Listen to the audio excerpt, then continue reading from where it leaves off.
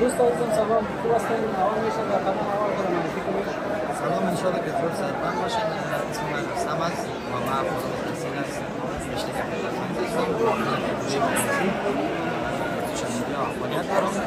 حدود 9 ماه یا 8 ماه میشه. و یک تشکری خاص از این زمینه رو فراهم کنید که من بتونم در شما غیر مستقیم خواهش میکنم میشه نام و میدیای کنم بگیرم. اگه نام میدار اول میگفتم خاطر میگفتن اولی فوکسش سر تبلیغات نام خودش بود. نام چینل خودم یا تیک تاک برنامه اسلام فوتی هست که ما در مجموع ویدیوهای آموزشی پندوموز یا احساسی چیزا بر شما خب فرق میکنه دیگه این فیلد هر کسی بعضی کسا فن انتخاب میکنن بعضی کسا که هیجان انتخاب میکنن.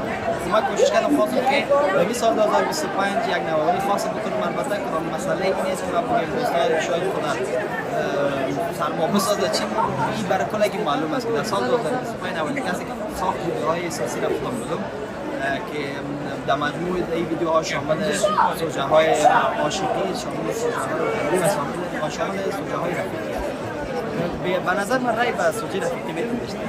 تشکر بسیار زیاد. دوست عزیزم خود از مزار کابل آمدید. ما حدود 24 سال بود. 24 سال مکمل تکمیل شد که من مزار کابل آمدم. بسیار دیگه گروه پیج بود. اصلا قسم شد که ما یک تصمیم رفتن نداشتیم. تصمیم شد که بازه و شب بود که برنامه فروش زنگ زد.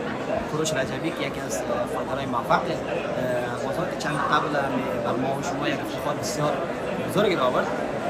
با اونها رفتیم بعد از زنگ زدن که تیار شد بخیر بریم که شما بگوشید که ما در جبل سراج هستیم. ما یک جای شدیم رفتیم مزار شدیم.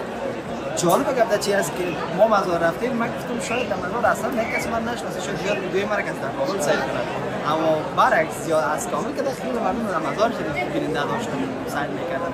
حتی در مسابقه موتور اسپورت اونجا رفتیم خیلی ترتیب کردن و در خالی از دیگه گفتن که واقعا واضح است که مردم مزار شریف بیشتر نواز است که ما از طرف هر کسی صبح چاش ما میمانوازی همونطور وی آی پی شدیم. خلاصه یعنی بدون شک مردم مزار مهمان‌آواز هستن و مردم کابل میفهمم از این هر ولایت مردم نه آخه مردم کابل قدر عزتش نمیکنن مثل که مزار میکنن. فینال یک گپ از برادر قیم خوب من چی بگم مزار شریف فقط مزار شریف که نامش بلند برده اول خود دیار مولا علی است و دومی که مردمش که مهمان‌آواز هستن دیگه خب کابل است. بدون شک یعنی هدف نیست که سایر ولایت‌ها مردم میان اما مردم مزار و مردم کابل بیشتر قدر میکنن خاص به خاطر مهمان‌آوازیشون. درست؟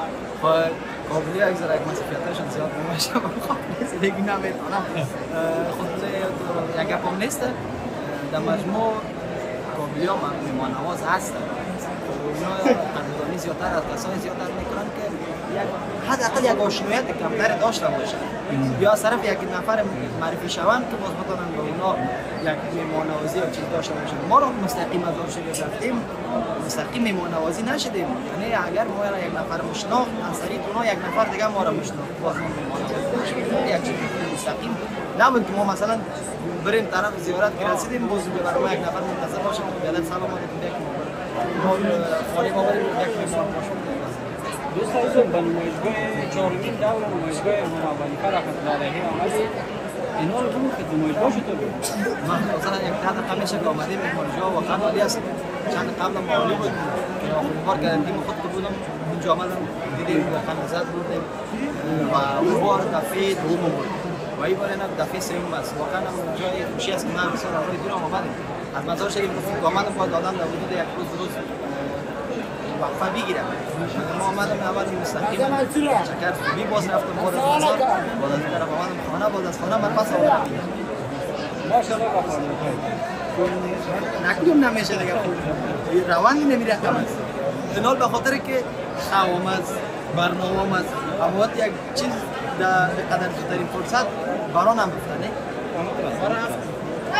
یعنی سوال دیگه میسته که چی تصور کردی یک داخل که آمدی به نمایشگاه چی یک تصویر در ذهنت خطور کرد؟ یک تصمیم بکنم تو بخی یک تصمیم میگم به شکل عموم این همه قدر یک حس داشته باشی میگه که وطن و واقعا بیشتر یک چیز میگه من سابق نمیدونم میگه واقعا که افغانستان یک چیز هست، کابل یک چیز هست، مردم اینجا قدر میاین مراجعه میکنن. این قدر مردم که اومدن اینا بیکار نیست، اینا هر کدامشون از خود یک وقت دارن، یک مسئولیت دارن. مگر چرا همون مسئولیت رو اعلام میکنن و میان این طرف میبینن واقعا دستاورد ما مردم افغانستان چی است. شاید اکثریت استثنائشون کمتر اینجا اگر مواد خارجی باشه یا دکان‌های خارجی باشه یا محصولاتش، اما زیادترش از خود کشور هست. و همین خاطر من نمی‌گم که وارد که می‌شدم سعی کردم واقعا واو بسیار دیگه سعی می‌کردم پیشرفت وطندارای خود، وطن خود، جای جایدادم افغانستان خود بسیار تشکر. در آخر پیام تا مردم افغانستان پیام ندارم. پیام است که همیشه براتون بگویم که مثلا حق کنین، یا پیام براتون بگویم که بعدا جنگ نکنید، پیام بگیم که همیشه درس بخونید. پیام براتون میگم که خودتون بکشید، نه به مثلا بگید از کشور.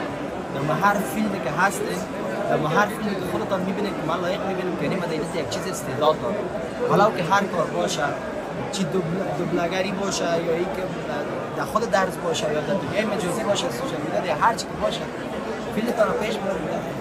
خودتان میفهمید که این ما براتون آمیانه گفتم، این به زبان رسمی هم نگفتم، کار بگید که این خود اعلام میکنم.